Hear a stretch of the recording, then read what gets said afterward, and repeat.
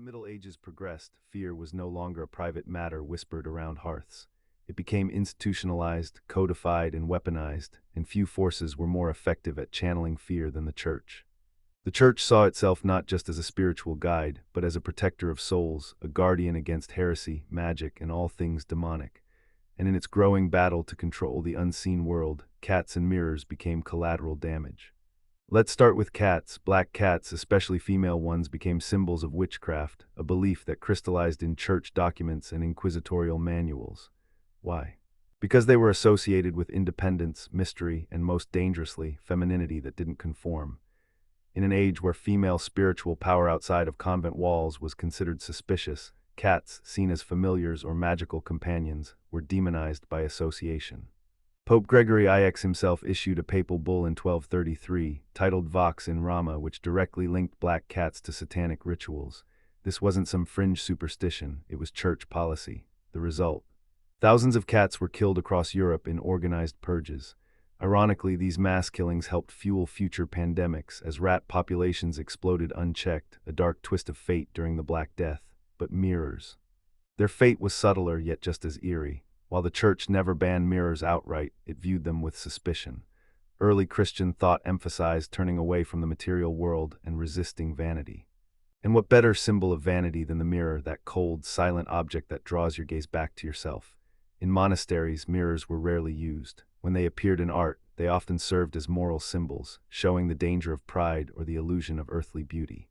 A woman staring into a mirror might just as easily be a cautionary tale about lust or sin. In some cases, mirrors were believed to reflect not only your image, but your soul, and what you saw could be distorted if your heart was impure. And when mirror superstition met the growing panic over witches, a new fear was born, that mirrors could be tools of scrying or summoning, a medium through which witches could cast spells, see distant events, or even commune with demons. This belief trickled down into folk traditions. Mirrors were covered during childbirth to prevent the newborn's soul from being stolen. During storms, they were hidden so lightning, associated with divine wrath, wouldn't strike them. And at funerals, mirrors were veiled so the dead wouldn't trap their spirits inside. These weren't just harmless traditions. They were expressions of a theology of fear, a belief that the material and spiritual worlds constantly bled into one another. By demonizing cats and mistrusting mirrors, the Church wasn't simply reacting to superstition. It was reshaping it. It was taking symbols rooted in folklore and transforming them into spiritual threats. And in doing so, it left an echo that still lingers in our stories, our rituals, and even in the way we instinctively flinch when a black cat crosses our path or when a mirror cracks in the middle of the night. When we walk through medieval cathedrals or study illuminated manuscripts, we often marvel at their grandeur and craftsmanship. But hidden in the gargoyles, in the margins of holy texts, and in the fine details of stained glass lies something darker. A visual map of medieval fear. Let's begin with the cathedrals. These towering structures weren't just built to inspire awe, they were sermons in stone, and among their most iconic features were gargoyles. Grotesque, snarling creatures jutting out from the walls. While many served practical purposes as water spouts, others had more symbolic intent. Some of these stone beasts resemble cats with twisted limbs and demonic eyes, meant to ward off evil, but also to remind parishioners of the demonic forces believed to lurk in plain sight. Inside the churches, stained glass windows told biblical stories to the largely illiterate public, but they also included moral lessons and warnings. One common image was of Eve holding a mirror, a clear symbol of vanity and the original sin. The mirror, like the apple, became a metaphor for disobedience and spiritual blindness. In some windows, demons are shown whispering to women gazing into mirrors, reinforcing the idea that reflection was an act that opened doors not just to the self, but to the devil. Medieval manuscript margins offer another strange window into the mindset of the time. Known as marginalia, these were little drawings scribbled into the sides of pages by monks. Some were humorous, others disturbing. Black cats chasing monks, women holding broken mirrors, people with animal heads peering into reflections. They were visual shorthand for complex fears about femininity, temptation, paganism, and the blurring line between nature and the supernatural. Even in the architectural design of monasteries and cloisters, there's a notable absence of mirrors. Monastic cells were deliberately sparse. The focus was inward, toward God, not outward toward physical appearance. In fact, some monastic orders saw the use of mirrors as an invitation to pride, and thereby to sin. Interestingly, in private noble homes, mirrors were rare and often small, made of polished metal rather than glass. They were luxuries but also items that carried superstition. Some were kept covered, others were decorated with religious motifs, not for beauty but for protection, because even the wealthy feared what might look back at them. Meanwhile, cats, while occasionally kept to chase mice, were seldom shown in a positive light in public art. In fact, in apocalyptic paintings or morality plays, cats were sometimes painted alongside witches, snakes, or demons, reinforcing their association with the unnatural. In depictions of hell, twisted animals with feline eyes stalked among sinners, serving as demonic familiars. And so, art and architecture became mirrors themselves, reflecting not the truth of the world, but the anxieties of the people. Each cathedral carving, each window pane, each illuminated manuscript wasn't just decoration. It was doctrine disguised as design, a reminder to the medieval mind that danger wasn't just in the forest or the battlefield. It was in the home, in the mirror, beneath the fur of a purring cat. These echoes are still with us. When we flinch at a black cat, when we cover mirrors during grief, when we see witches portrayed with feline companions, we're responding not to facts, but to centuries-old fears immortalized in stone and glass. We like to believe we've outgrown the fears of the past, that we've left behind the shadowy world of witches, curses, and omens. But open your phone today and scroll through social media, and you'll find people still knocking on wood, avoiding walking under ladders, or whispering prayers before looking into a mirror in the dark. These aren't just quirky habits, they're the long shadows cast by a world that once believed fear was a form of protection. Let's start with the cat, especially the black one. In many cultures, black cats are still seen as bad luck. Superstitions persist. If one crosses your path, it could mean misfortune is near. In fact, in some Western countries, shelters report that black cats are adopted less often, especially near Halloween, a superstition so deep it affects real animals' lives. This belief dates straight back to the Middle Ages, when black cats were thought to be witches, familiars, or even witches in disguise. Despite modern science, storytelling has kept this myth alive. And what about mirrors? Even now, mirrors are draped or turned around after someone dies in certain traditions, echoing medieval beliefs that souls could become trapped in the glass, or that mirrors could act as doorways to the underworld. Horror films frequently use mirrors as gateways to terror. Bloody Mary, The Ring, Oculus, these stories work because, at our core, we're still uneasy about the idea that a reflection could be something more than just light and glass. The psychological root is simple but powerful. Mirrors reflect not only our appearance but our mortality. In a time when death was ever-present and explanations were scarce, any object that duplicated reality, like mirrors, became unnerving. Even today, staring into a mirror for too long in the dark can evoke primal discomfort. It's called the strange face illusion, where your brain starts warping what it sees. Is it a trick of the eye, or a glimpse into something ancient? We also carry forward the medieval idea that certain objects are inherently cursed. Antique mirrors, black cats, even specific buildings are labeled haunted without evidence. It's the same mindset that once accused healers of witchcraft or saw a woman's mirror as a tool of vanity and thus sin. Pop culture feeds this too. From witch-themed video games to historical dramas, we keep revisiting this imagery. Why? Because it touches something deep, a mixture of fascination and fear, a desire to believe the world holds more than just atoms and molecules, that perhaps, just perhaps, there are invisible rules we still don't understand. And that is the legacy of the Middle Ages, not just in textbooks, but in our instincts.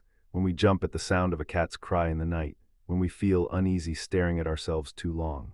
When we avoid that old mirror in the attic, these aren't just coincidences, they're echoes, faint whispers from a time when the line between superstition and survival was razor-thin. We don't live in the Dark Ages anymore. But in moments like these, we remember how the Dark Ages still live in us. Stand in front of a mirror today and what do you see? A face, yes, familiar, tired maybe, smiling maybe not, but you also see something deeper. A timeline, a legacy. Behind your reflection is a chain of lives, generations of people who once feared that same glass, who whispered that spirits could crawl through its surface, who believed a black cat in the night meant more than just an animal, it meant fate had turned its head.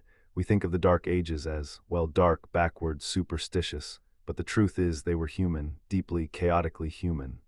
And we, for all our machines, our internet, our telescopes into space, are not so different. Every time you say knock on wood, you echo the ancient belief that spirits live in trees. Every time you avoid the number 13, you carry the torch of fear lit centuries ago by religious symbolism. Every time you hesitate before walking into a dimly lit room with an old mirror, you're reacting not just to light, but to memory. A cultural memory buried deep in our species. Because here's the truth, the Middle Ages never truly ended. Yes, we moved on, castles crumbled, feudal lords fell, science rose, cities grew, but the fears, the questions, the need to believe there's more, that never left. We've just changed the costumes. Instead of witches, we talk about shadow governments. Instead of demons, we talk about aliens or algorithms. Instead of saints and relics, we have influencers and viral mantras. But underneath, same psychology, same yearning, same shadow of wonder and dread, and maybe that's okay. Maybe that's what makes us human, this strange mix of logic and myth, data and dream. We fear mirrors because they remind us that not everything can be measured, not everything should be. The people of the Middle Ages looked to the skies, the stars, the symbols in cat's eyes and candle flames, not out of ignorance, but out of a desperate hunger to find meaning in a world filled with death, hunger, chaos. So do we. We seek purpose in astrology, in psychology tests, in books about finding yourself. We wear crystals, read tarot, binge-watch shows about haunted houses, and call it entertainment. But somewhere deep down, it's the same need. To feel seen, to believe there's more, to know the unknown might not be cruel, but simply misunderstood. The mirror hasn't changed, we have, and yet, not as much as we think. So next time you pass by a mirror, pause, look. Ask yourself not just what you see, but who's looking back. From 1,000 years ago, so here we are. After centuries of myths, burned witches, shattered mirrors, and black cats left trembling in alleys, we've come full circle. The fears of the medieval mind weren't always irrational. They were reflections, not just of superstition, but of the deep vulnerability of being human in a world that made no promises. When medicine failed, they turned to magic. When society crumbled, they reached for signs. And when death came suddenly, violently, they needed to believe that some order still existed, even if that order was hidden in a cat's path or the eyes staring back from glass. And maybe, just maybe, the real question isn't why they feared such things, but why we still do, because despite all our science, our skyscrapers, and our smartphones, some fears remain, some instincts still whisper in the dark. And some mirrors still feel like they're watching back, so don't just laugh at the people of the Dark Ages. Listen to them, because their fears are our shadows, and maybe, just maybe, in understanding their darkness, we start to understand our own. It was a quiet evening in a nameless village, somewhere deep in the heart of 13th century Europe. The sun had just slipped beneath the horizon, casting long blue shadows on the cobbled stone paths. A woman stood by her window, needlework in hand, rocking gently with the rhythm of the world outside. But then she saw it. A shadow slinking past her cottage, noiseless and smooth, slipping between the last breath of daylight and the rising dusk. A black cat, its golden eyes met hers, and just like that she gasped, dropped her needle, and slammed the wooden shutters closed as if she had seen the devil himself. Why? Because in her world that cat wasn't just a cat, it was a bad omen. A witch's companion, a cursed spirit, a sign that something or someone might die before dawn. This was the reality for countless people in the Middle Ages, not just with cats but with mirrors too. To us they're ordinary things, pets, decorations, but to them these objects were symbols of something darker, something dangerous, something forbidden. You see, in medieval Europe, fear wasn't just a feeling, it was a way of life.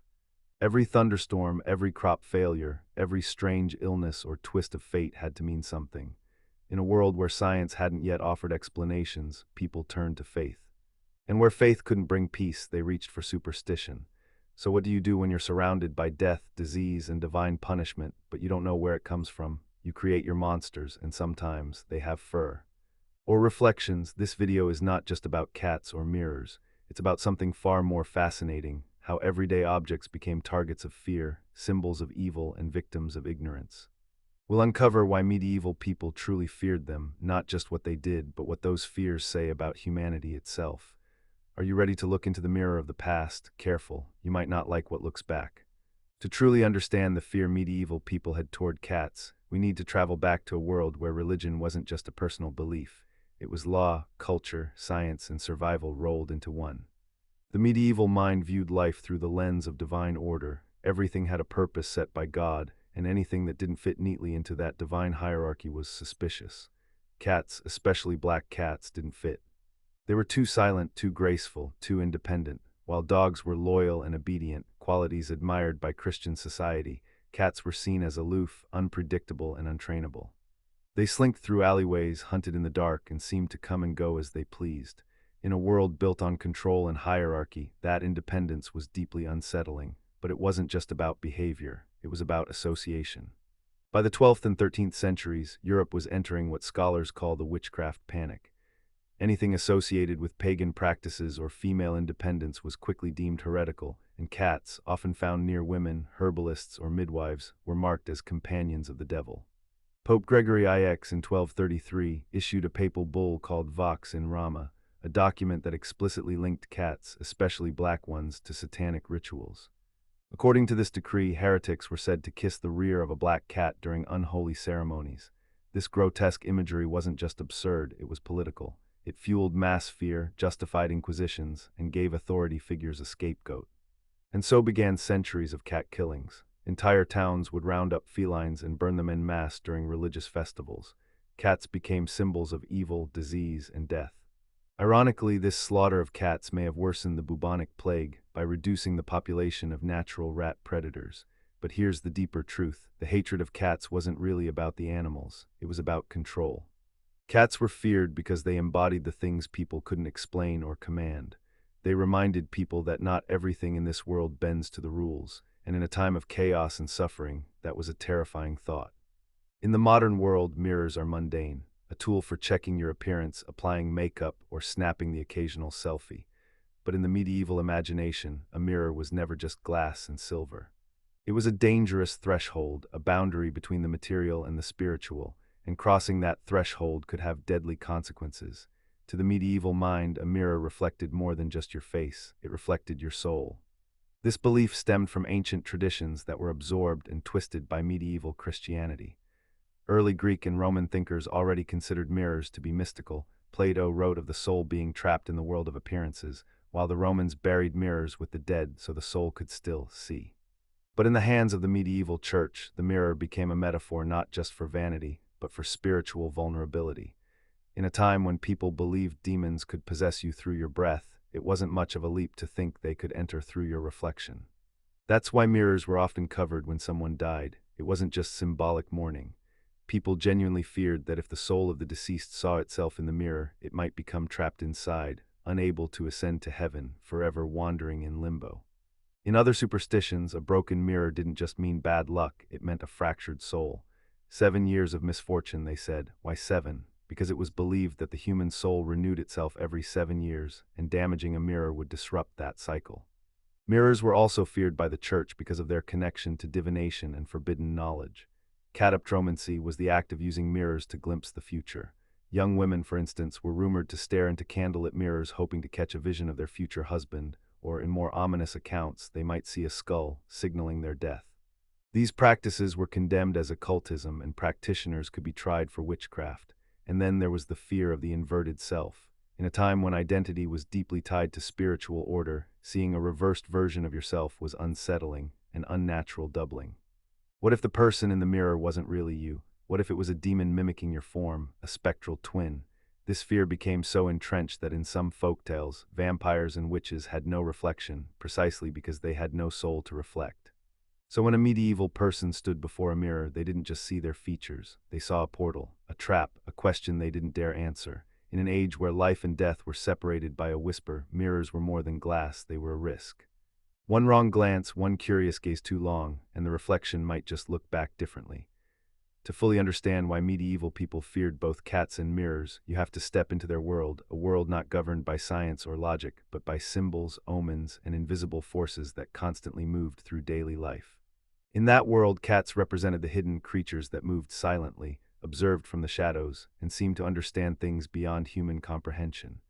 Meanwhile, mirrors represented the revealed, a cold, unblinking surface that forced you to confront your inner self, or worse, opened a doorway to something not meant to be seen.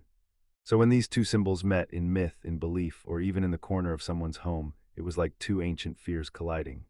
There are recorded folktales where a black cat walks past a mirror, pauses, and hisses, its fur bristling as if seeing something that humans could not. To the medieval mind, this wasn't just a coincidence. It was proof that the cat had perceived a spirit, or worse, a demonic presence lingering within the glass. Some even believed that cats, especially black ones, were drawn to mirrors because they could see the truth inside them. But the truth in this context was never comforting. It was a spiritual truth, a recognition of darkness or doom. A mirror facing the bed was seen as a gateway through which nightmares could enter. Add a cat to the room, silently watching the mirror as you slept, and you had a full recipe for unease, or even a haunting. This convergence of fears also reflects something deeper about medieval psychology. The inability to separate physical objects from their symbolic weight. A cat was not just a cat. A mirror was not just a mirror. Each object held meaning. And when their meanings overlapped, hidden knowledge, altered perception, feminine magic, spiritual danger, the result was a kind of symbolic overload. People in the Middle Ages lived in a state of constant negotiation with the unseen world. Every cough, every dream, every strange coincidence could be a message from God or a trick from the devil. Cats and mirrors were just two of many tools used by that invisible world to communicate or to confuse, but it wasn't all darkness. In some regions, cats were protected for their role in controlling vermin, and mirrors were treasured luxuries for the rich. Yet even then, there was always an edge to their presence. The beautiful mirror in the castle hallway might be veiled during storms. The cherished house cat might be sent away during an illness in case it carried spirits. These paradoxes show us that fear in the medieval world wasn't straightforward. It wasn't always rational, but it wasn't mindless either. It was coded, layered into everyday objects, behaviors, and even architecture. By fearing both the cat and the mirror, medieval people weren't just avoiding superstition. They were protecting themselves from what they believed to be a very real and living darkness. And in some ways that fear lives on in black cat superstitions, in covered mirrors at funerals, and in the quiet, unshakable feeling that sometimes the reflection is watching you back.